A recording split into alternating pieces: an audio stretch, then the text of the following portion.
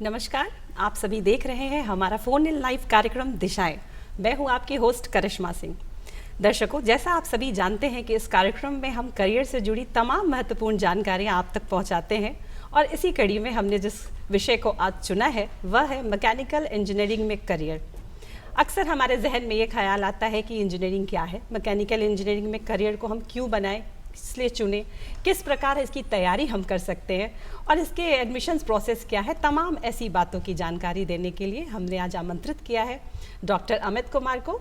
आप नमस्कार सर। नमस्कार। आप एचओडी रह चुके हैं एनआईटी पटना से और साथ ही हमारे साथ दो छात्राएं भी जुड़ चुकी हैं। आप हैं मधुरिमा और आप हैं अपर्णा। समय समय पर इस विषय से जुड़े प्रश्न सर से पूछेंगी।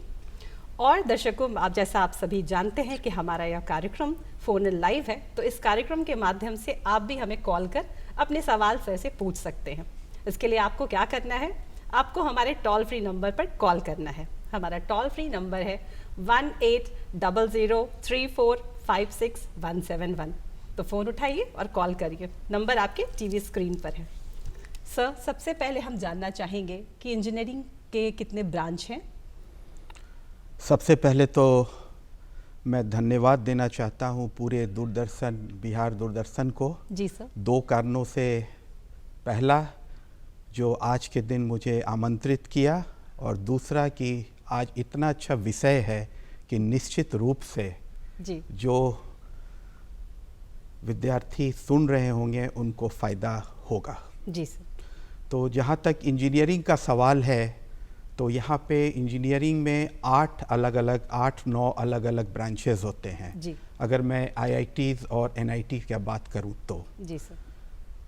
एक तो मैकेनिकल हो गया, दूसरा civil, electronics and communication, electrical engineering, computer science, information technology, chemical engineering, mechatronics, metallurgy. तो इस तरह से 8-10 ब्रांचेस होते हैं जी।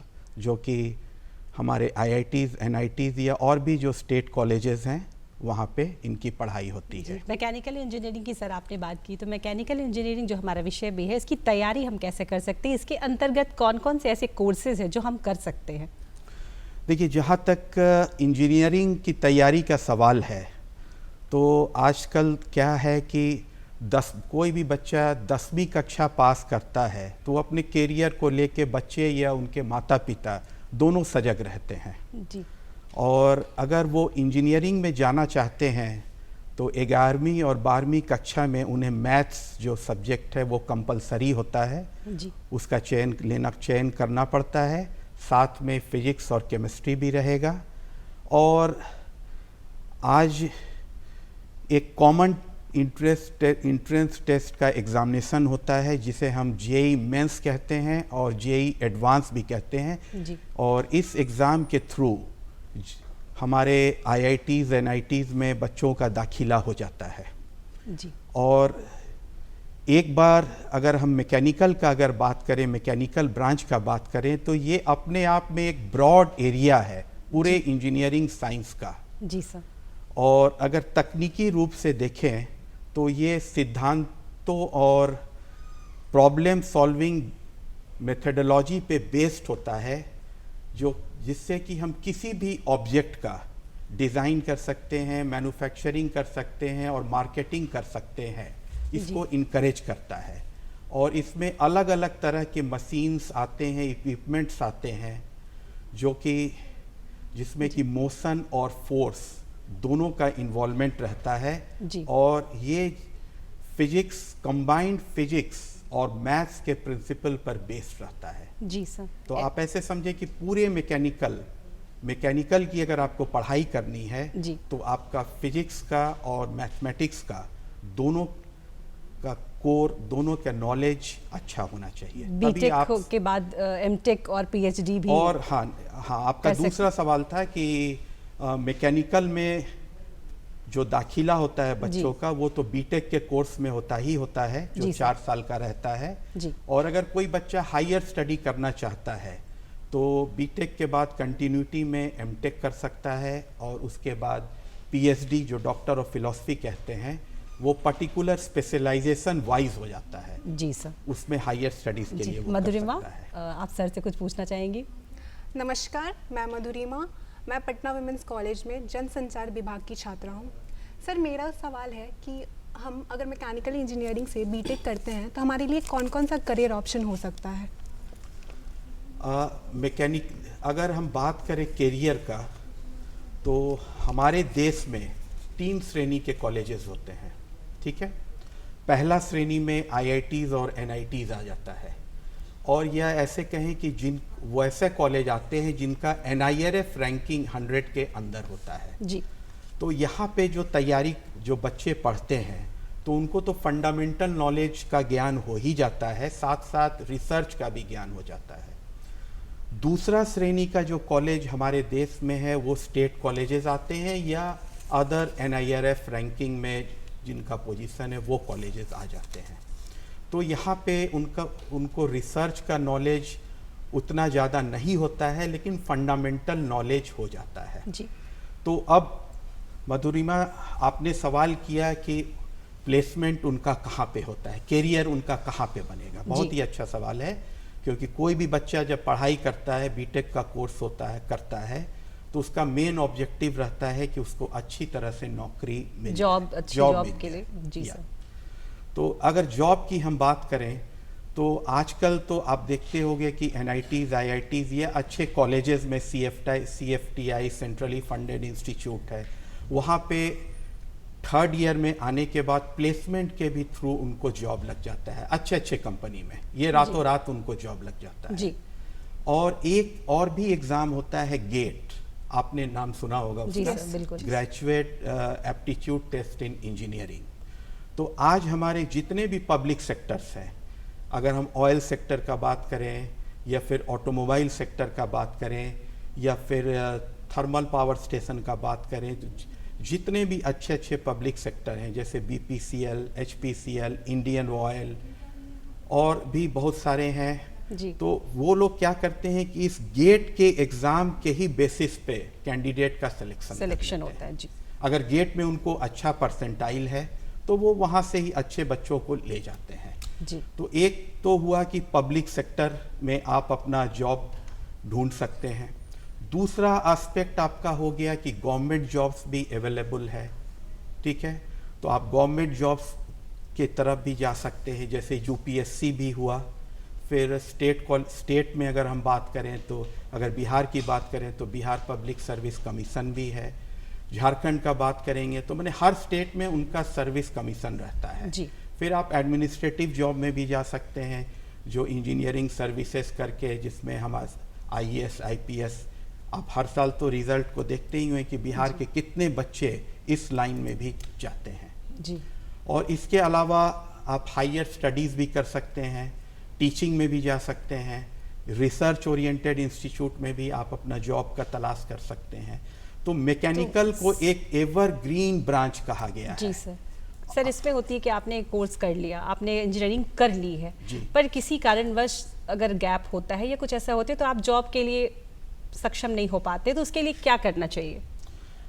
देखिए, जॉब के लिए सक्षम नहीं होना, मैंने अभी जस्ट कहा कि हमारे हिंदुस्तान में 3 श्रेणी के कॉलेजेस होते हैं। जी, आपने बताया अभी। पहला श्रेणी तो मैं बता दिया, आईआईटी, एनआईटी। दूसरा श्रेणी स्टेट कॉलेजेस, जो आपने सवाल किया, ये जनरली तीसरे श्रेणी के जो कॉलेजेस से जो बच्चा पास करते हैं, उनके लिए एक बहुत बड़ी समस्या है।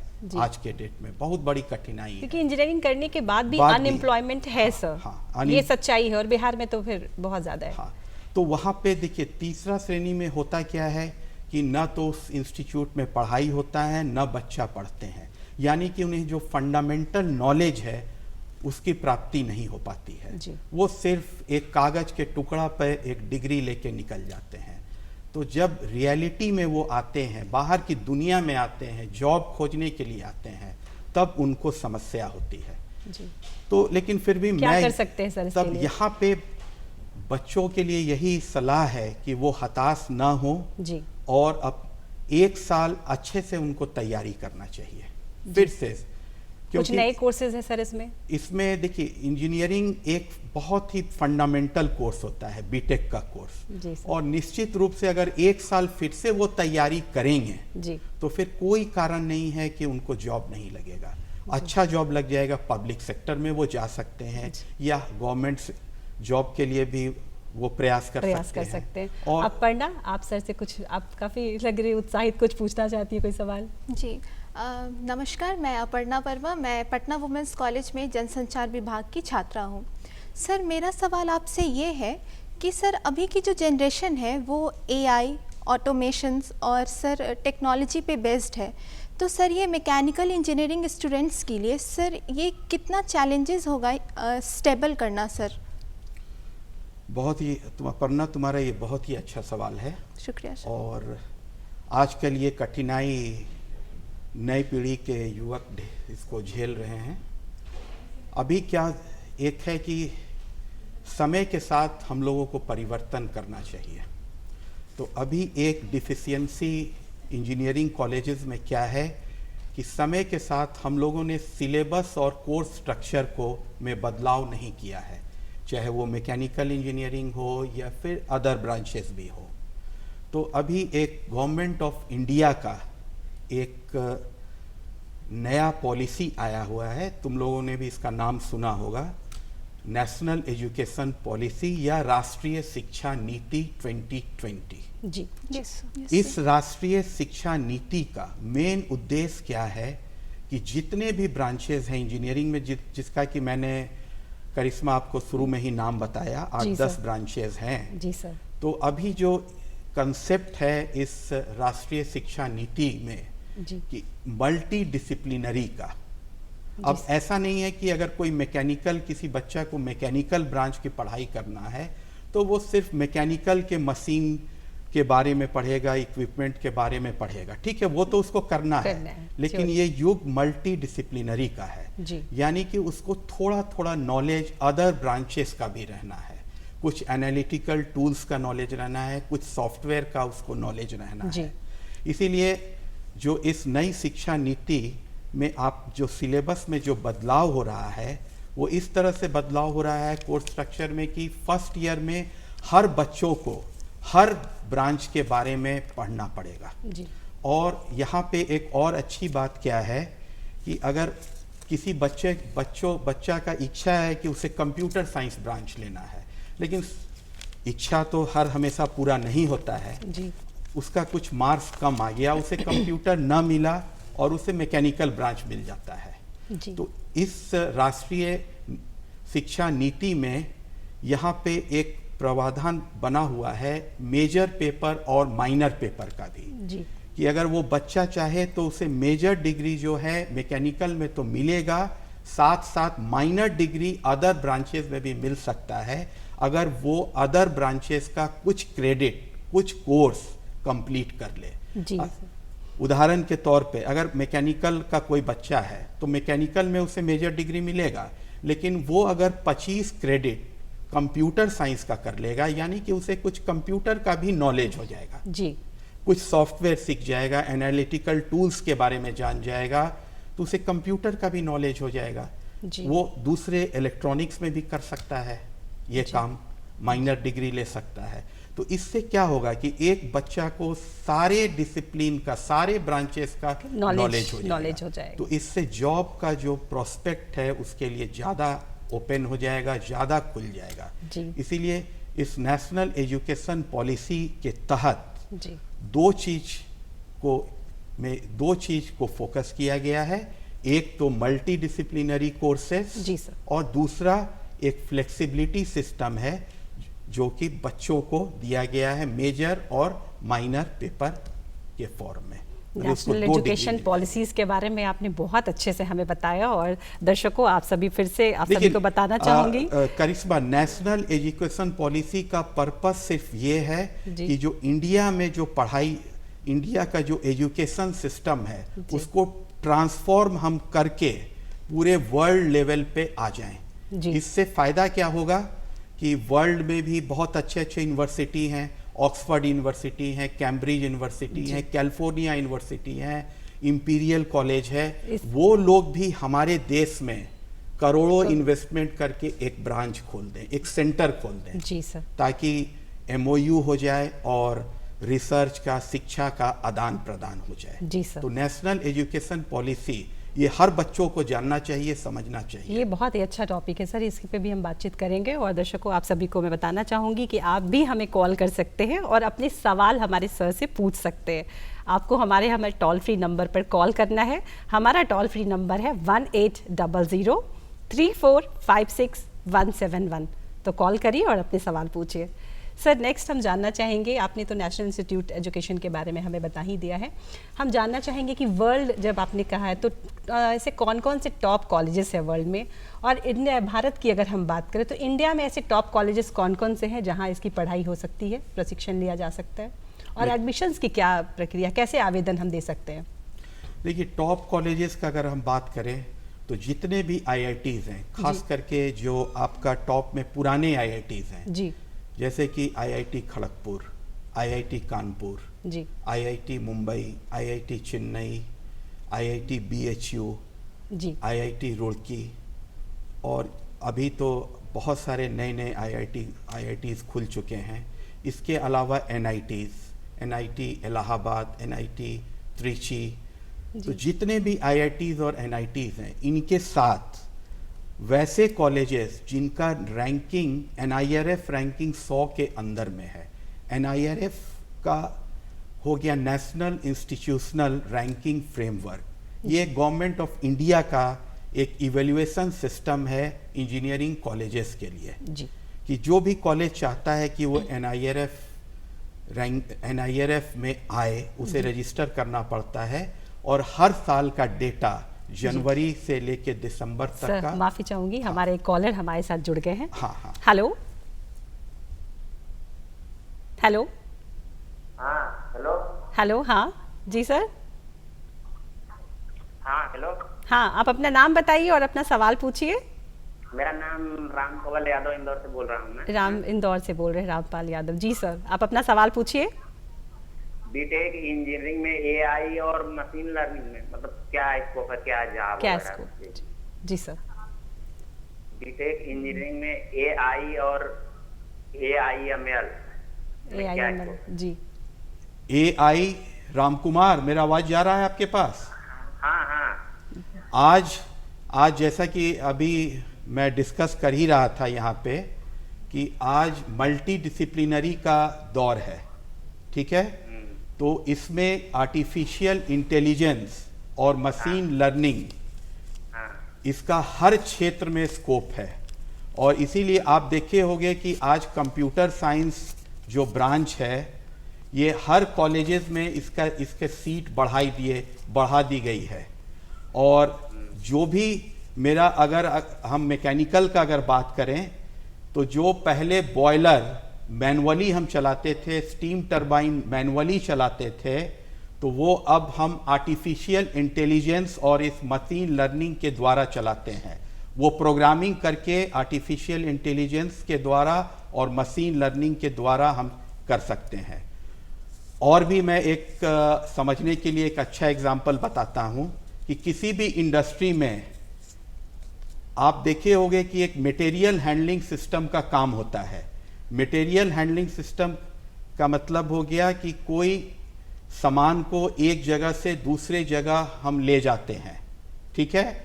तो उसको ले जाने के लिए पहले मैनुअली हमको ले जाना पड़ता था, लेकिन अब हम लोग ऑटोमेशन के एज में हैं। तो इस ऑटोमेशन जो है ये टोटली ये आर्टिफिशियल इंटेलिजेंस और मशीन लर्निंग के ही द्वारा संभव है। जैसे आज आप देखे होंगे कि चंद्रयान 3 पे हम जा चुके हैं। कैसे जा चुके हैं? तो वहाँ ये आर्टिफिशियल इंटेलिजेंस और मशीन लर्निंग का ही कमाल है कि आज हम साउथ पोल पे, चंद्रमा पे चंद्रयान 3 हमारा पहुँच चुका है। जी जी सर। सर, मेरा क्वेश्चन था कि जैसा कि परसेप्शन बन चुका है कि मैकेनिकल इंजीनियरिंग ज़्यादातर लड़के ऑप्ट करते हैं एज़ कम्पेयर टू गर्ल्स, वहाँ पे रेशियो भी लड़कियों का कम होता है। जी। ऐसा क्यों है? अब हिंदुस्तान, हमारे भारतवर्ष में एक चीज़ है कि कोई भी अगर परसेप्शन बन जाता है तो उसे दूर होने में काफ़ी समय लगता है। लेकिन ठीक है, ये परसेप्शन ठीक था 70, 80, 90, 2000 के दौर में कि लड़कियां generally computer science, information technology opt करती थी, क्योंकि एक परसेप्शन था कि उनका जो जॉब प्रोस्पेक्ट होगा एक बंद कमरा में, एसी कमरा में, वो कंप्यूटर पे काम करते रहेंगी। लेकिन आज आप देखोगे, नेट पे सर्च करोगे, IITs, NITs में 16% सीट रिजर्व रहता है हर ब्रांच में लड़कियों के लिए, और मैकेनिकल में लड़कियां आ रही हैं, हर साल आ रही हैं इस मैकेनिकल और सिविल, क्योंकि आजकल जॉब प्रोस्पेक्ट बहुत ही बढ़ गया है। जी।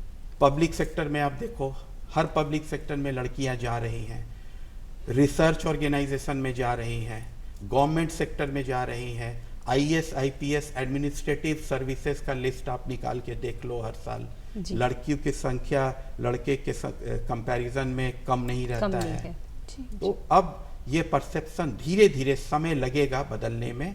लेकिन आज, पहले लोग सोचते थे कि लड़की अगर सिविल इंजीनियरिंग पढ़ेगी तो उसे फील्ड में रहना पड़ेगा, उसे दिन भर 8 घंटा धूप में खड़ा रहना पड़ेगा। लेकिन आज हमारा बहुत सारा काम आर्टिफिशियल इंटेलिजेंस, ऑटोमेशन का ये युग आ चुका है कि सारा चीज़ मेरा ऑटोमेटेड हो चुका है। जी। अब पहले आपको ऑटोमेशन का क्या मतलब हो गया कि पहले अगर तुम लोग उस समय काफ़ी बच्ची होगी कि अगर बैंक से भी अगर हमको पैसा निकालना है, 1000 रुपया भी निकालना था तो 1-2 घंटा खड़ा रहना पड़ता था। लेकिन आज क्या है कि इस आर्टिफिशियल इंटेलिजेंस से आ जाने से, ऑटोमेशन हो जाने से, आप ATM कार्ड लगाओ, पैसा ट्रांजेक्शन तुरंत हो रहा है। तो ये सोसाइटी में अब बदलाव हो चुका है, हर चीज़ आपका ऑटोमेटेड हो चुका है, जितना भी इंडस्ट्री है सारा चीज ऑटोमेटेड हो चुका है। गवर्नमेंट जॉब की हम बात करें तो गवर्नमेंट जॉब के में इसकी क्या स्कोप्स हैं मैकेनिकल इंजीनियरिंग की, और फिर सैलरी और ये सब की बात अगर हम करते हैं? देखिए, गवर्नमेंट में तो स्कोप मैकेनिकल, और आज के दौर में मैकेनिकल और सिविल ब्रांच का, 2 ब्रांच का ज़्यादा स्कोप है as compare to other branches, जो कंप्यूटर साइंस हुआ या फिर इंफॉर्मेशन टेक्नोलॉजी हुआ। ठीक है, तो आप गवर्नमेंट सेक्टर में आप UPSC के थ्रू आप में जा सकते हो, एडमिनिस्ट्रेटिव सर्विसेज में IPS, IAS के एग्ज़ाम के लिए, स्टेट पब्लिक सर्विस कमीशन में आप जा सकते हो, इवन टीचिंग में भी बहुत सारा स्कोप्स है, NITs, IITs में आप जा सकते हो, रिसर्च ऑर्गेनाइजेशन में आप जा सकते हो। और जहाँ तक सैलरी का सवाल है, इवन पब्लिक सेक्टर भी तो गवर्नमेंट जॉब ही हुआ, सेमी गवर्नमेंट जॉब हुआ, तो आप ऑटोमोबाइल सेक्टर में जा सकते हो, ऑयल सेक्टर में जा सकते हो, BPCL, HPCL, इंडियन ऑयल, वहाँ पे जा सकते हो। इसके अलावा आप स्टील इंडस्ट्री में जा सकते हो, स्टील इंडस्ट्री जैसे बोकारो स्टील इंडस्ट्री हो गया, सेल। उसके अलावा आप राउरकेला में जा सकते हो, भिलाई में जा सकते हो। तो गवर्नमेंट में खास करके मैकेनिकल, सिविल और इलेक्ट्रॉनिक्स का काफ़ी स्कोप है, लेकिन गवर्नमेंट में थोड़ा सा आपको धैर्य रखना पड़ता है, थोड़ा समय लग जाता है as compare to private sectors. जी, अपर्णा, आप कुछ पूछना चाहेंगे? हाँ सर, मेरा ये सवाल है सर कि बहुत सारे विद्यार्थियों के मन में ये सवाल उठते हैं सर फाइनल ईयर में कि उन्हें अपने फील्ड में जॉब करनी चाहिए या फिर सर हायर स्टडीज़ की तरफ जानी चाहिए। अब ये तो परिस्थिति पे डिपेंड करेगा। बहुत सारा बच्चा का प्लेसमेंट 3rd ईयर में ही हो जाता है और उनका इंक्लिनेशन जॉब के तरफ होता है, चाहे वो पब्लिक सेक्टर हो, प्राइवेट सेक्टर हो। लेकिन बहुत सारे ऐसे बच्चे रहते हैं जो कि हायर स्टडीज़ करना चाहते हैं, वो सिर्फ बीटेक या प्राइमरी लेवल की पढ़ाई से सेटिस्फाइड नहीं होना चाहते हैं। बीटेक के बाद वो एमटेक भी करना चाहते हैं, पीएचडी भी करना चाहते हैं, या कुछ फॉरेन यूनिवर्सिटीज़ में भी कोई प्रोजेक्ट में जाना चाहते हैं, या बहुत सारे बच्चे होते हैं कि बीटेक के साथ मैनेजमेंट भी करना चाहते हैं। तो हमारे देश में मैनेजमेंट के लिए भी बहुत अच्छा अच्छा इंस्टीट्यूट है, IIMs हैं, बहुत सारे IIMs हैं। तो ये तो डिपेंड करेगा कि उस बच्चे की परिस्थिति क्या है।